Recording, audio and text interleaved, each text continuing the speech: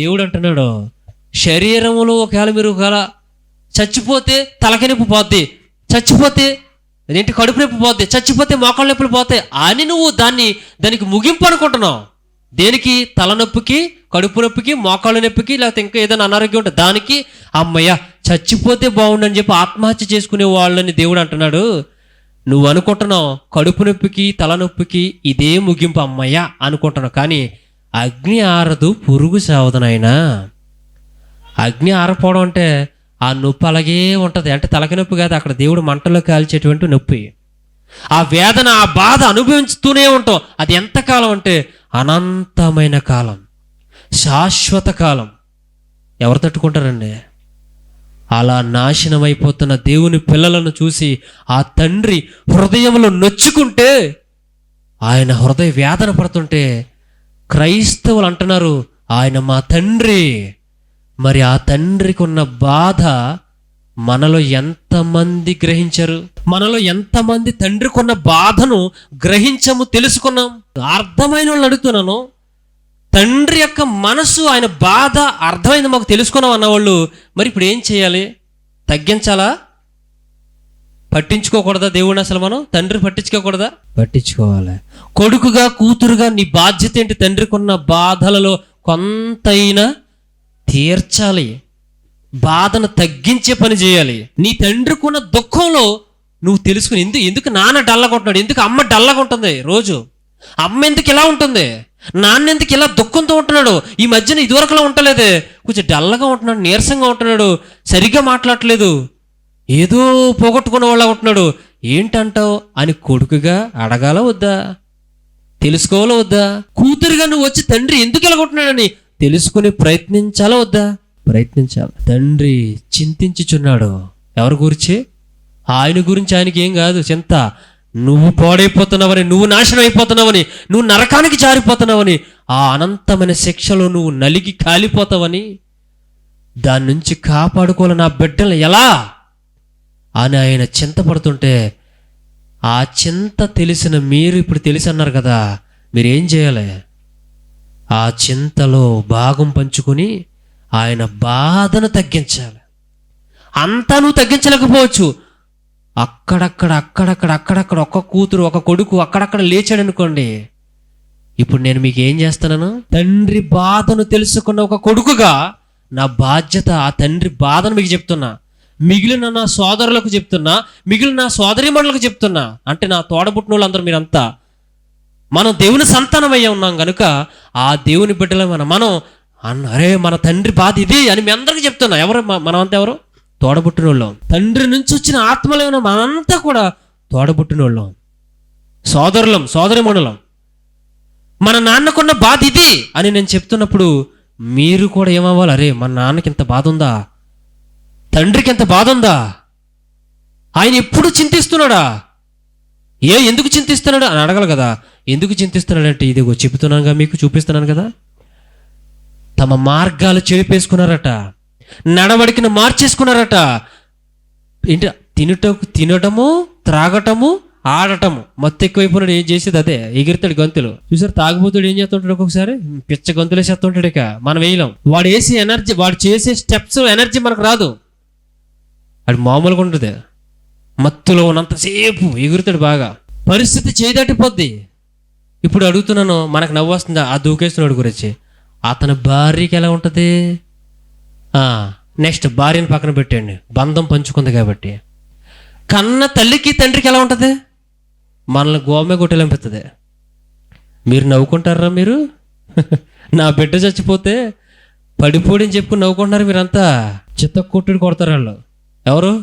ఆ చనిపోయిన తాలూకు తండ్రి. మన తండ్రి బాధలో ఉన్నాడు, దుఃఖంలో ఉన్నాడు.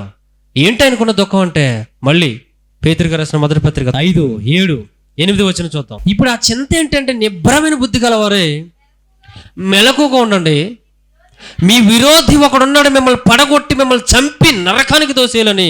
ఆ వాడు గర్జించు సింహము వలె ఎవరిని మిరుగుదామా, ఎవరిని ఎందులో పడకూడదా, ఎవరిని ఏ వ్యభిచారంలో పడేద్దామా, ఎవరిని ఏ దొంగతనాలు చేసే వాళ్ళ ప్రేరేపిద్దామా, ఎవరిని ఏ అమ్మాయిల వెనకాల తిరిగే వాళ్ళ ప్రేరేపిద్దామా, ఎవరిని ఏ అసభ్యకరమైన పదాల్లోకి తీసుకెళ్ళిపోదామనా ఎవరిని ఏ త్రాగుల్లో పడేద్దామనా, ఎవడు ఏ బలహీనత కలిగి ఉంటే ఆ బలహీనతలో వాడిని కూర్చేసి వలేసాడిని సాతాను ఏం చేస్తున్నాడట, మ్రెంగుతున్నాడట, వెతుకుతున్నాడట. ఆ వెతికే వారిలో మనము ఉన్నాం, ప్రపంచ ప్రజలందరూ ఉన్నారు. ఇప్పుడు దేవుడు అంటున్నాడు, ఆయన చింత ఎరిగిన కుమారుడిగా కూతురుగా నువ్వు ఉంటే ఆ పని నువ్వేం చేయాలో తెలుసా? మా నిమిత్తము ఎవడు పోవును, యెషయా 6వ చూసాం మనం 8వ వచనంలో. మా నిమిత్తము ఎవడు పోతాడు? ప్రభు సెలవిస్తున్నాడు. ఇప్పుడు నేను అడుగుతున్నాను మిమ్మల్ని అందరినీ, క్రైస్తవులారు మీరందరూ దేవుని బిడ్డలని అనుకుంటుంటే కనుక, ఆయన కుమారులు ఆయన కుమార్తెలను మీరు అనుకుంటే భావిస్తుంటే కనుక, మీరు ఆయన కూతురుగా మీరు ఆయన కొడుకుగా మరి ఏం చేస్తున్నారు? ఎవడు పోతాడు ఆయన బాధను తీర్చేవాడు? మీరు పోతారా? అక్కడ యెషయా అంటున్నాడు, నేనున్నాను ప్రభు అన్నాడు. యెషయా అన్నాడు కింద, చిత్తగించుము నేనున్నాను అన్నాడు. నన్ను పంపండి, నేను వెళ్ళి ప్రజలందరికీ వార్త ప్రకటిస్తాను. నేనందరికీ ప్రభువా నిన్ను గురించి తెలియజేస్తా, నీ మనసు ప్రకటిస్తా, నీ ఉద్దేశం ప్రకటిస్తా. కన్న తండ్రిగా నువ్వు మా కోసం పడుతున్న వేదన బాధ ఈ ప్రజలందరికీ, నా తోడబుట్టులందరికీ చెబుతా అన్నాడు. ఎవరు? యెషయా గారు, యెషయా భక్తుడు అన్నాడు. మరి నువ్వు ఒక రకంగా యెషయా భక్తుడు, అందరం దేవుని బిడ్డలం కనుక యెషయా మన అన్న అనుకుంటే అన్నగారులా ఫీల్ అవుతే మనం, మరి నువ్వు తమ్ముడిగా మిగతా అన్నలాగా అందరం ఏం చేయలే? ఆ తండ్రి బాధను పంచుకోవాలా. ఏమండి, యెషయా గారు అసలు భయంకరం వస్త్రహీనుడిగా తిరగమన్నాడు తెలుసా దేవుడు. ఎవడు తిరుగుతాడు చెప్పండి? ఒక ఇండికేషన్గా ఒక ప్రవక్తనైతే వేశ్యని పెళ్లి చేసుకోమన్నాడు. అసలు ఎవడు చేసుకుంటాడు? ప్రజలకు నా ఉద్దేశం తెలియాలి, నా మనసు తెలియాలని చెప్పి ప్రవక్తని ఏమన్నాడు తెలుసా? ఒక నిండు యవ్వనస్తుడు పెళ్లి చేసుకోవాలని ఆలోచనలో ఉన్న ఆ యవ్వన ప్రాయంలో ఉన్న కుమారుడికి మంచి భార్య, మంచి యవ్వనస్తురాలని, మంచి కన్యకైన స్త్రీ చేసుకోవాలనుకుంటాడు. కానీ వెళ్ళి వెళ్ళి వెళ్ళి వెళ్ళి ఎన్నో ఊహలలో తేలిపోతున్నటువంటి ఆ యవ్వన పెళ్లి కుమారుడు వేషం చేసుకుంటాడా? కానీ దేవుడు ఏమన్నా తెలుసా? తండ్రి అయిన దేవుడు వెళ్ళి వేష్యను పెళ్లి చేసుకున్నాడు. చేసుకోలేదా? చేసుకున్నాడు. కుమారుని కన్నాడు, మళ్ళీ కుమారుని కన్నాడు, మళ్ళీ కుమారుని కన్నాడు. ఒక్కొక్కడికి ఒక్కొక్క పేరు పెట్టమన్నాడు. పేరు పెట్టేస్తే ఇంతకి ఫైనల్కి ఏం చెప్పొచ్చాడంటే అక్కడ ప్రవక్తతో, ఏంటి ప్రభు ఇది వేషం చేసుకోమన్నావు, బిడ్డలను కనమంటున్నావు, చేసుకున్నాక మళ్ళీ తిరుగుతుంది, బయటికి వెళ్ళిపోతుంది, నన్ను చేసుకున్నా కూడా మళ్ళీ బయట తిరిగేస్తుంది. ఆ సందర్భం నిజం చదివితే మర్తిపోద్దండి. ఆ హోషేయ గ్రంథం మనం చూసినప్పుడు, ఇప్పుడు మీలో కుర్రంలో ఎవరైనా అలా చేసుకుంటారా? ఏంటి దేవుడు అక్కడ ఉద్దేశం ఏంటంటే, ఇదిగో వ్యభిచారి అయిన ఆ వేశ్య నిన్ను పెళ్లి చేసుకున్నా మళ్ళీ బయట తిరుగుతుంది, మళ్ళీ ఇంకొకటి దగ్గరికి అలా ఎన్నిసార్లు చేసినా నేను మళ్ళీ నువ్వు ఏమంటాడంటే ఆయనతో, మళ్ళీ తెచ్చుకో ప్రభు, బిడ్డన కన్నా నైనా మళ్ళీ పారిపోయింది, బయటికి పోయింది, మళ్ళీ వెళ్ళి తీసుకురా, మళ్ళీ కాపురం చేయి, మళ్ళీ నీ దగ్గర పెట్టుకో భారీగా అంటే మళ్ళీ కుమారుని కన్నాడు, మళ్ళీ వెళ్ళిపోయింది ప్రభువా, ఎన్నిసార్లు వెళ్ళినా తీసుకురా. ఎందుకన్నాడు తెలుసా మాట? ఎన్నిసార్లు వెళ్ళిపోయినా ఈ ఒక వ్యభిచారి చేసే పని ఎన్నిసార్లు అలా చేస్తుందో, మీరు ఎన్నిసార్లు నేను రమ్మన్నా మీరు వెళ్ళిపోతున్నా, మీరంటే నాకు పిచ్చి ప్రాణం. దేవుడికి ఆయన పిల్లలంటే ఆయనకి పిచ్చి ప్రేమ. ఎన్నిసార్లు తప్పు పని మీకు అవసరం అండి. లేకపోతే ఈ స్వార్థ ఎందుకు, ఈ సేవకులు ఎందుకు, ఈ దైవజనులు ఎందుకు, ఈ బోధలు ఎందుకు? ఒకసారి ప్రకటించేసి నెక్స్ట్ మారలేదా, రండి ఎవరు మారారు, ఇటు రండి, మారలేదా, ఇటు రండి, అందరూ నరకం వేసేయండి అనం చేతి పక్క అని అనేచ్చు కదా. ఒక్క నిమిషాలు అనేచ్చు. కుడివైపు ఉన్న వాళ్ళందరూ పరలోకం రండి, పరదేశంలో తీసుకొచ్చండి, ఇక్కడ పరలోకం తీసుకుపోతా, మీరు అందరూ నరకం వేసేయండి రా. ఒక మీటింగ్ చాలు, ఒక చర్చిలో ఒక ప్రసంగం చాలు, అంతేనా? ఇన్ని సంవత్సరాలుగా మన జీవితం అంతా తండ్రి అయిన దేవుని గురించి చెబుతుంటే ఎవరికి ఎక్కుతుంది? ఎక్కకుండా నరకానికి జారిపోయి పాపంలో కూరుకుపోయి పాపం చేసుకుంటూ గర్వంతో, అహంకారంతో, బూతులతో, వ్యభిచారాలతో, దొంగతనాలతో అన్ని రకాలుగా చెడిపోయి లోకం వెళ్ళిపోతుంటే, ఆ లోకం నాశనం అయిపోతున్న వారిలో నీ తోడబుట్టినోళ్ళే అందరూ, మన తోడబుట్టినోళ్ళే అందరూ. తండ్రి ఏమో చింతించి కన్నీరుతో ఉంటే మనం ఏం చేస్తాం? పట్టించుకో. ఆత్మల భారం లేదు ఈనాడు. తండ్రి బిడ్డలని పేరు మాత్రం ఉందా మనకి, కానీ ఎవడో తండ్రి యొక్క బాధను పంచుకునేవాళ్ళు లేరు. నశించిపోతున్న వారిని దేవుని దగ్గరకు రప్పించే పనులు లేవు, సువార్త కార్యక్రమాలు లేవు. ప్రజలు ఏదో ఒక రకంగా ఒక దేవుని వైపుకి రప్పించి ఆయన మాటలు చెప్పాలనే ప్రయత్నాలు లేవు. చెయ్యలేవద్దా? తండ్రి బాధ ఎరిగినోడు చేసే పనులవి. తపనతో ఉంటాడు. మీరు ఒకటే గుర్తుపెట్టుకోండి, ప్రవక్తలందరినీ చూడండి, బైబిల్లో భక్తులందరి చరిత్రలు చూడండి, వాళ్ళందరూ ఎలా ఉంటారో తెలిసి కసితో ఉంటారు, తపనతో ఉంటారు. వాళ్ళు ఎవరిని లెక్క చేయరు. ఎందుకంటే తండ్రి కంటే వీళ్ళెవరు ఎక్కువ కాదు, తండ్రి కంటే వీళ్ళెవరు ఎక్కువ కాదు. వీళ్ళందరూ నాశనం అయిపోతుంది. నీకు నిద్ర ఎలా పడుతుందయ్యా? వీళ్ళందరూ పోతున్నారే, మన తమ్ముళ్ళు, మన చెల్లెళ్ళు, మన అన్నలు, మన అమ్మలు నరకానికి. ఒకవేళ ఈ రాత్రి వాళ్ళు చచ్చిపోతే వాళ్ళు నరకానికి పోతారు. వాళ్ళకి దేవుడి మాటలు కొన్ని అందించి వాళ్ళ దేవుడి వైపు మళ్ళిస్తే ఒకవేళ వాళ్ళు చచ్చిపోయినా పరదేశంలో ఉంటారు, దేవుని దగ్గరికి వెళ్తారు. అంటే తండ్రి దగ్గరికి వెళ్తారు బిడ్డలో. ఆ పనులు లేవా? మనకి లేవు. తండ్రి బాధను తెలుసుకుంటే ఆ మనసు వస్తుంది మనకి. అందులో ఒక చిన్ని ప్రయత్నమే, నా వంతుగా నేను చేసే ప్రయత్నమే ఇదిగో ఈ బైబిల్ తరగతులు. దేవుని కృప వల్ల, దేవుని దయ వల్ల నాకంటూ ఒక ఉద్యోగం ఏదో ఒకటి ఇచ్చాడు దేవుడు, నాకు ఆధారం. దాన్ని తింటూ నేను బతకొచ్చు. దేవుని మహాదయ వల్ల నాకంటూ ఏదో ఎవరిని చాచకుండా తినడానికి ఒక ముద్దంటూ దేవుడు నా నోటికి రోజు ఇస్తున్నాడు, నా కుటుంబానికి, నాకు. ఇవన్నీ అవసరమని ఇంటి దగ్గర పెట్టుకుని మీకు అందరికి దేవుని వాక్యం చెప్పాలని ఏ ఆశీర్వాదాల గురించి చెప్తే నాకు పోగడిపోతారు కదా జనాలు. నా దగ్గర కూడా స్వస్థతలు ఉన్నాయని అనుకోండి, మెల్లిగా ఏదో చిన్న షబాబా కబాబా రిబాబా అని అనుకోండి, అలా అని అనుకోండి, అలా పడిపోయినట్టు ఇలా నలుగురు నా గ్యాంగ్ని పెట్టుకున్నాను, అలా పడిపోతారు అంతే. మహేష్ ఎలా పడిపోతాడు, నిన్ను ఎలా పడిపోతారు, అబ్బా మోకాళ్ళు ఎప్పుడు తగ్గిపోతాయి అని అనుకోండి, దెబ్బకి మొత్తం వరసెట్టేస్తారు అందరూ. జనాల్ని మభ్యపెట్టి దేవుడు తండ్రికి దూరం చేసే బోధ కాదు ఇది. ఇప్పుడు ఈ బోధ ఎవరికైనా నచ్చుద్ది చెప్పండి? ఇప్పుడు చేసిన ప్రసంగం ఎంతమందికి నచ్చుద్ది? తండ్రి బాధ తెలుసుకుని కష్టపడాలంటే ఎవరికి బాగా నచ్చదో, కష్టం అంటే నచ్చదో. సువార్త చేయడం అంటే ఈజీ అనుకుంటున్నారు మీరు, సులువా? బయట ప్రజల్లోకి వెళ్తే తెలుస్తుంది మీకు, ఎవడెవడు ఎలా మాట్లాడతాడో తెలుసా మీకు. పైగా మనం బైబిల్ పట్టుకుని వెళ్తే ఎంత చులకనగా చూస్తారో తెలుసా మీకు. బయట మన వాల్యూగా చూడరు. బైబిల్ పట్టుకున్నాడంటే వీడు తక్కువ కొలస్తుడురా తెలుసా మీకు. మేము వెళ్ళాం కూడా చెప్తున్నాను, అనుభవంతో చెప్తున్నాం. దయచేసి మీరు ఏదో చెప్పేస్తున్నా పెద్ద క్యాసెట్ అనుకోకండి. మేము ఎన్నో సంవత్సరాలుగా వెళుతున్నాం కాబట్టి, బయట ప్రపంచానికి వెళ్ళి చెబుతున్నాం కాబట్టి, సువార్త దండయాత్రలు చేస్తున్నాం కాబట్టి, ఆ ప్రజలు అక్కడ పరిస్థితులన్నీ తెలుసు కాబట్టి చెప్తున్నాను. ఎలా చూస్తారు తెలుసా? చులకనగా, వీళ్ళు మాకు చెప్తున్నారేంటి? మరి తండ్రి గురించిన బాధ పంచుకోవడం అంటే చిన్న పని ఏం కాదు, సువార్త చేయడం అంటే. మరి ఈ ప్రసంగం ఎవరికి నచ్చుద్ది చెప్పండి? మీకు నచ్చిందండి? ఏమన్నా నచ్చిందా? ప్రసంగం నచ్చిందా? ప్రసంగం నచ్చింది అనకూడదు. అందులో ఉన్న దేవుని మాటలు ఏంటి నచ్చడం అంటే, నేను అడిగింది అదేలే. నచ్చిందంటే ఏదో నేను బాగా చెప్పానని అడగట్లే, ఆ విన్న వాక్యాలలో ఉన్న సారం మీకు నచ్చిందని అడుగుతున్నా. సారం, ఎసెన్స్, సమ్మరీ, సారాంశం అంటాం కదా. అంత పాఠం అంతా అయిపోయి లాస్ట్లో చిన్న పేజీలు, హాఫ్ పేజీలు కొట్టేస్తాడంతే సారాంశం, సమ్మరీ అంటాం. ఇప్పుడు మనం ఏం చేయాలి? బాధ్యత లేదు మనకి. దేవుని పిల్లలుగా నీకు బాధ్యత లేదు. నశించిపోతున్న నరకానికి జోగుతున్న నీ తోబుట్టువులందరూ నరకానికి పోతుంటే ఎలాగ నిద్ర పడుతుంది నీకు? యూత్ అందరూ నాశనం అయిపోతుంటే, చిన్నప్పటి నుంచి పెరుగుతున్న పిల్లలు పాడైపోయి తిరుగుతుంటే ఎలా నిద్ర పడుతుంది అయ్యా నీకు? సేవకులుగా లేకపోతే తోబుట్టువులుగా, క్రైస్తవులుగా ఎలా నిద్ర పడుతుంది? నిజంగా దేవుని బిడ్డకైతే నిద్ర పడుతుందా? దేవుడికి నిద్ర పడతలే. అందుకనట ఆయన కొనుకడు, నిద్రపడు, కళ్ళు ఇలాగే చూస్తుంటాడు, కన్ను రెప్పాడైనా. మనం శుభ్రంగా పడుకుంటాం. ఆదివారం ప్రార్థనకు 2 గంటలకు వెళ్ళి రావడానికి అబ్బో ఒళ్ళు ఇరిచేసుకుని ఈరోజు ఆదివారం ప్రార్థనకి వెళ్ళని తెలుసా అన్నట్టు చూస్తాం. ఇళ్ళని బెళ్ళపించుకోవడం చెప్పుకుంటాను. నువ్వు ఎంతకి ఏం చేసి దేవుడికి ఏం ఒరిగింది చెప్పు? దేవుడికి ఏమీ వరగలే. పోనీ నువ్వు మారి సరిగ్గా ఉంటే చాలు, పోనీ దేవుడికి అది కూడా సంతోషమే కదా. నువ్వు నేను మారి తండ్రి బిడ్డలుగా ఆయన రాజ్యానికి నువ్వు నేను చేరిపోతే, అమ్మయ్య వీళ్ళన్నా నా దగ్గరకు వచ్చారా ఆయన సంతోషిస్తాడుగా. తప్పిపోయిన కుమారుడు ప్రసంగం అంటే అందరికీ తెలుసు, కొట్టిన పిండి. తప్పిపోయిన కుమారుడు అంటే ప్రసంగాలు బాగా విని ఉన్నారు ప్రపంచం, క్రైస్తవ ప్రపంచం. ఏమర్థమైంది అక్కడ మనకి? పెద్ద కొడుకు ఇంట్లోనే ఉన్నాడు, వాడు బాగానే ఉన్నాడు, అన్ని పనులు బాగానే చేస్తున్నాడు. రెండో కొడుకు ఏమయ్యాడు చెప్పనా? తెలుసు మీకు ఏమయ్యాడు? ఇగో నా వాటా నాకు ఇచ్చే, ముందు నా వాటా నాకు ఇచ్చే. సూర్య అడుగుతున్నా, నా వాటా నాకు ఇచ్చి. పెద్దోడు కదా, కుదరదు అయితే, సెట్ అవ్వలేదు. నా వాటా నాకు ఇచ్చే. యారా ఏంట్రా ఎందుకురా వాటా ఇచ్చేమంటున్నావు? ఇచ్చేస్తావా? తండ్రి ప్రేమగా ఇచ్చేసాడు. వాడు పుణ్యం బాగుపడ్డా?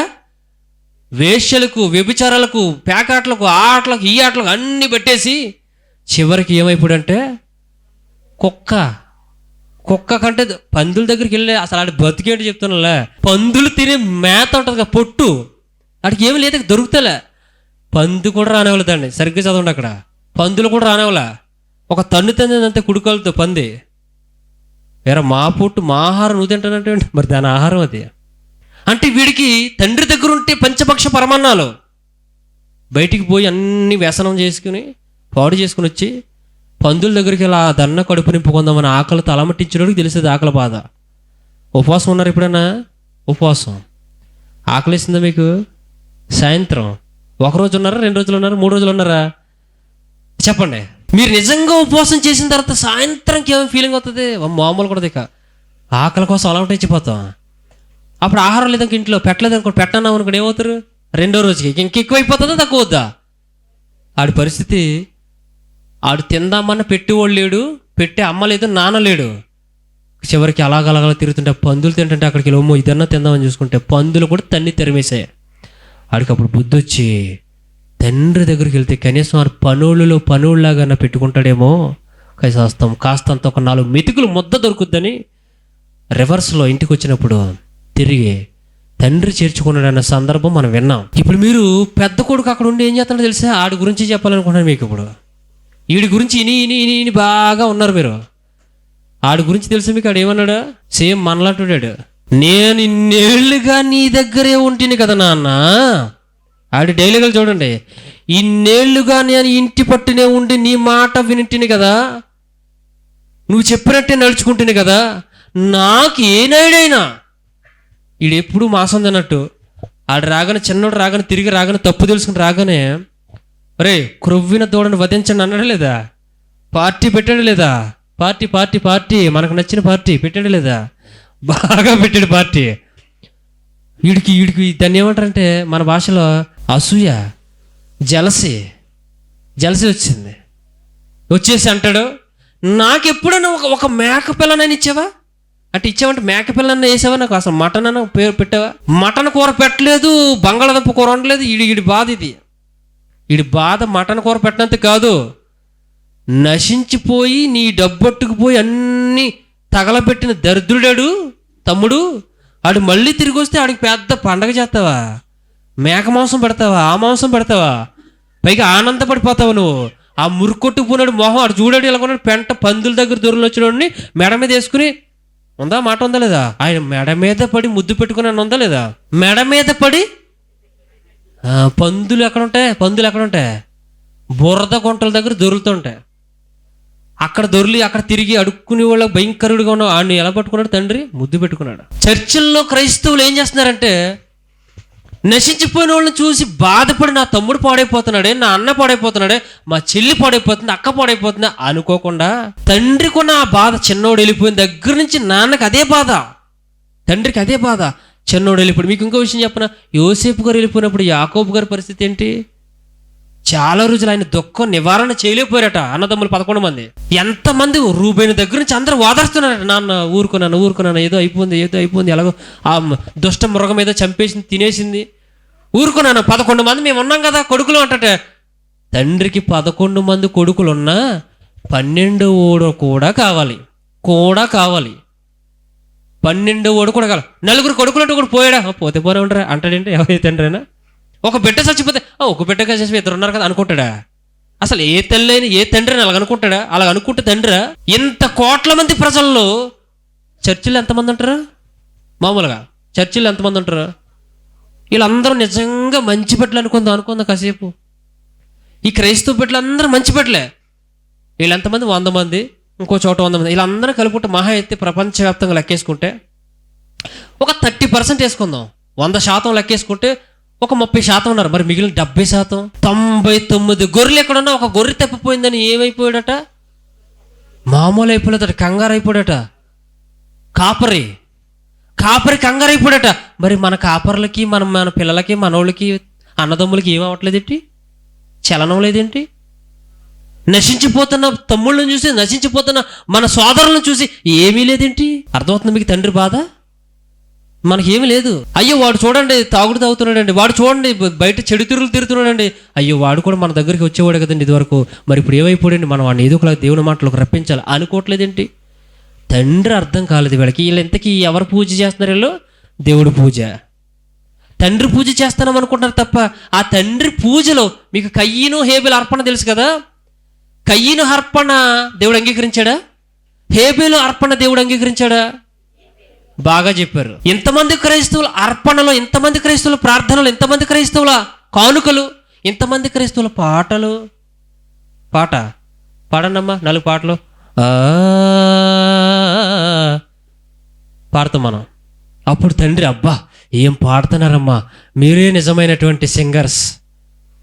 ఇప్పుడు ఇందులో ఎవరు best singer, the best singer of the world record అని ఎవరినో ఒకరు పిలిచి చర్చిలో ఏమి గిఫ్ట్లు, పాస్టర్ గారు ఎవరు, దేవుడు అంతకంటే ఇవ్వడం. దీనికి అలవాటు పడిపోయి నామకార్థమైనటువంటి బతుకులు మనవి, భక్తులు మనవి, భక్తి మనది. అంటే నిజంగా నాన్నకి ముద్ద పెడుతున్నావంటే ఆ ముద్ద వెనకాల అయ్యే నాన్నకేదో బాధ ఉన్నట్టుందిరా ఏంటో తెలుసుకుంటే, నువ్వు అన్నం పెట్టకపోయినా ఆయన బాధ తెలుసుకుని ఆయనకి నచ్చినట్టు బతికితే చాలు కదా. బిడ్డల దగ్గర నుంచి తండ్రులు ఏం కోరుకుంటారు, తల్లిదండ్రులు వాళ్ళ మనసును కష్టపెట్టకుండా వాళ్ళకున్న దాంట్లో ఒక ముద్ద పెట్టి ప్రేమగా చూసుకుని వాళ్ళకు అనుకున్నట్టుగా వాళ్ళని చూసుకుంటే ఆ తండ్రికి ఎంతో తృప్తిగా ఉంటుంది. మాంసం కూర పెట్టకపోయినా కాయగూర పెట్టినా ఆనందంగా ఉంటాడు. నా కొడుకు బాగా చూసుకుంటుంది, నా కూతురు బాగా చూసుకుంటుంది. తండ్రి ప్రేమది. నశించిపోతున్న వారు చూసి తోబుట్టువులుగా క్రైస్తవులకి ఎవరికి బాధ లేదా? ఎవరికి బాధలు లేవు, సువార్త లేదు, ప్రకటన లేవు, దేవునికి సంబంధించిన జ్ఞాన వాక్కులను పరిచేటువంటి స్థలాలు లేవు. స్థలాలు ఉన్నా ఆ తండ్రి బిడ్డలను చెప్పుకుంటున్న వారు కూడా ఆ తండ్రి మాటలు వినడానికి ఆసక్తి లేని దేవుని తండ్రి పిల్లలు ఎవరు? క్రైస్తవులు. ఇప్పుడు ఈ వాక్యం చెప్తున్నాను, ఎవరిని వింటారండి? నేను చెప్తానంటే ఎవడు అయ్యా నువ్వు మా దగ్గర నుంచి పక్క వెళ్ళిపోయావు, నువ్వు అవతలపో నువ్వు చెప్తే మేమేమంటావు? నీకు వచ్చి పెద్ద బైబిల్. నన్ను చూడకో, నేను ప్రపంచంలో మానవులందరూ ఒకడిని, నేను కూడా ఒకడినే. దేవుని పిల్లలందరిలో నేను కూడా ఒక పిల్ల ఉన్నాయి, అంతేనా? మీరు కూడా ఒక పిల్ల, మీరు కూడా ఒక బిడ్డ. నా వంతు నేను నా తండ్రి అంటే మన తండ్రి బాధలు కొద్దిగానైనా నేనైనా ఎంతో కొంత తగ్గించాలనే ప్రయత్నమే ఇవి. అలాగే మీరు చేస్తే ఆ తండ్రి బాధను తెలుసుకున్న కుమారులు అవుతారు, బిడ్డలు అవుతారు. అలా అవ్వనప్పుడు మనం దేవునికి బిడ్డలమే కాదు, పేరుకి భక్తి చేసుకుంటూ పేరుకి ఆరాధనలు చేసుకుంటుంటే తండ్రికి ఏమి సంతోషం లేదండి. 99 మంది మీరు మంచోళ్ళే, ఆ ఒక్కట నశించిపోయి చూడండి. దానికోసం వెళ్ళాడట, కాపరి వెతుకుతున్నాడట. నశించిపోయిన దాన్ని వెతకి రక్షించడానికి క్రీస్తు ఈ లోకానికి వచ్చాడు అన్న సంగతి మర్చిపోయిన మనం కూడా మర్చిపోయాం. ఎవడో మర్చిపోయినట్టు పక్కన పెట్టండి, ఆయన బిడ్డలని చెప్పుకుంటున్న మనం కూడా మర్చిపోతే ఇంకెవరండి? ఎవరు వెళ్తారు? మా నిమిత్తం ఎవరు పోవును? నా నిమిత్తం ఎవరు వెళతారు? నా బిడ్డలను, మిగిలిన నా ప్రపంచ మానవులైన నా బిడ్డలను రక్షించడానికి ఎవరు వెళ్తారయ్యా? మీరు వెళ్తారమ్మా, నువ్వు వెళ్తావమ్మా, నువ్వు వెళ్తావయ్యా అని దేవుడు ఎదురు చూస్తుంటే నువ్వేమంటున్నావు? I love you daddy. ఎక్కడ? చర్చిలో. ఏమంటావు మనం? తండ్రి నేనా ప్రభువా, నువ్వంటే నాకు ఎంతో ఇష్టం ప్రభువా. ప్రార్థన మనం ఏం చేస్తాం? నువ్వంటే నాకు ఎంతో ఇష్టం ప్రభువా, నువ్వు లేకపోతే నేను బతకలేను ప్రభు. పాట చూసారు ఒక్కొక్కరు, ఏం పాడతాం మనం? నేను ఉండాలేనయ్యా. అసలు ఒక క్షణం కూడా ఉండలేవా? అసలు ఏం మాట్లాడదు? అసలు పాట ఎందుకు పడుతున్నా కూడా అర్థం కాని పాటలండి. దేవుడికి కంట నీరు వస్తుంది, ఆయన పక్కన గుండెలు బాదుకుంటూ రోధిస్తూ వీళ్ళందరూ చచ్చిపోతున్నారు, వీళ్ళందరూ చూడండి డ్యాన్సులు ఆడుతున్నారని చెప్పేసి వాళ్ళని చూస్తుంటే తినుటకును త్రాగుటకును కూర్చుండి ఆడుటకు లేస్తున్నారు వీళ్ళంతా. మీరేమో ఇక్కడ ఏదో భజన చేసుకుంటున్నారు ఏంటారు నాయన? మన తమ్ముళ్ళు అన్నయ్యలు, మీ తమ్ముళ్ళు చూడండి పాడైపోయారు, వాళ్ళ దగ్గరికి వెళ్ళి చెప్పండి, నా గురించి చెప్పండి. తండ్రి నేను నా బాధ చెప్పండి. కన్న తండ్రి దగ్గరికి మీ తమ్ముడిని, మీ అన్నయ్యని, మీ చెల్లెల్ని, అమ్మల్ని తీసుకురండి అంటే ఇది ఎవరికి ఎక్కట్లేదు. ఇది ఎవరికి ఎక్కట్లేదు? మిగిలిన బిడ్డలకు, మనకి అసలు ఎక్కట్లేదు. సువార్త సభలు పెట్టాం ఇప్పుడు 2 రోజులు. చిన్ని ప్రయత్నం, నేనే పెద్ద గొప్ప అని చెప్పట్లే, చిన్ని ప్రయత్నం. అందరిలో నేను ఒకడిని, అది ఒక చిన్ని ప్రయత్నం. ఎందుకు అంత శ్రమ? ఎందుకు? అర్ధరాత్రి వరకు ఈ కుర్రోళ్ళు వీళ్ళంతా మనకు సహకరించే పిల్లలంతా వీళ్ళంతా అర్ధరాత్రుల వరకు పోస్టర్లు అంటే పోస్టర్ ఎందుకు? పబ్లిసిటీ అంటే ఏంటి? తెలియపరచడం. ఇగో ఇక్కడ సభలు జరుగుతున్నాయి, దేవుని వాక్యం అందుతుంది, రండి మీ తండ్రి గురించి 4 మాటలు వినండి, ఒకసారి ఆలోచించండి అయ్యా, ఆలోచించండి అమ్మా అనే కదా. దానికి కూడా మనం అయ్యా రండి, అమ్మా రండి అని చెప్పి బతిలాడవలసి వస్తుంది. దేవుని బిడ్డలారా, ఈ మాట ఎంత మంచి మాట. దేవుని బిడ్డలారా, దేవుని బిడ్డవైతే నువ్వు నిజంగా నరును ఆయన కాడి మోయిట మేలు. ఆయనకున్నదంతా నీదే. మనం ఏం పాడతాం? నాకున్నదంతా నీదే. ఇది రివర్స్ పాట. నిజంగా ఏమి ఇచ్చాము? ఏమిస్తాం చెప్పండి దేవుడికి? నాకున్నదంతా నీది. పాటలు రావట్లేదు కానీ విన్నప్పుడు వింటూ ఉంటున్నావి. నాకున్నదంతా నీకు ఇస్తాను. ఏంటి అబద్ధం కాదు ఇవన్నీ? ఎన్ని అబద్ధాలే. దేవుడికి మంచి బాగుపడిందమ్మా, చాలా బాగుపడేవు అయ్యా నువ్వు, సూపర్. ఏమండవు? మాట ఒకటి బ్రతుకు ఒకటి అయితే దేవుడికి నచ్చేది కాదు. ఆయన బాధ తెలుసుకోండి, తండ్రి బాధను గుర్తించండి. తండ్రి బాధలు ఎంతైనా తగ్గించే పనిలో ఉండండి. ఆయన పనిలో ఉండండి. దేవుని బిడ్డలు నశించిపోతున్న నా తోడబుట్టిన వాళ్ళందరినీ రక్షించే పనిలో అందరము ఉండాలి. చిన్నపిల్లలు పెద్ద పిల్లలు తేడా లేదు ఇక్కడ. నీ గురించి నీ దేవుడి గురించి నీకు ఎంత తెలిసినా అంతే చేయి. తండ్రి గురించి ఇప్పుడు ఎన్నో ప్రసంగం విన్నావు. చిన్నపిల్లలు ఉన్నారు, పెద్దలు అందరూ ఉన్నారు, ఏమన్నా బిడ్డలు ఉన్నారు. నీకు అర్థమైందా? దేవుడి కోసం ఎంతైనా చేయి. నీకెంత చేతనైతే నీకెంత వస్తే అంత చేతనైంది చేయి. దేవుని మనసును బాధ పెట్టే పనిలో ఉన్నారు ప్రజలందరూ. తగ్గించే పనిలో మనం ఉండాలి క్రైస్తవులం. ఇవన్నీ పక్కన పడేశారు ప్రజలందరూ. స్వార్థం లేని ప్రేమ క్రీస్తుది. స్వార్థం లేని పరిచర్య నిజమైన దేవుని సేవకులది. అది నిజమైన దేవుని సేవకులది. అది గుర్తించి మనం పని చేయాలి. సోమరివైన దాసుడా నీవు వెరీ గుడ్ అనలే, ఈవిడ్ని అర్జెంటుగా పాడండి, అంతే పాడండి, అగ్నిగుణంలో పాడండి. అలా మనం ఉండకూడదు. తండ్రి బాధను ఎరిగిన వారిగా మనం ఉండి కొంతైనా బాధను తగ్గిద్దాం. ప్రార్థన చేసుకుందాం.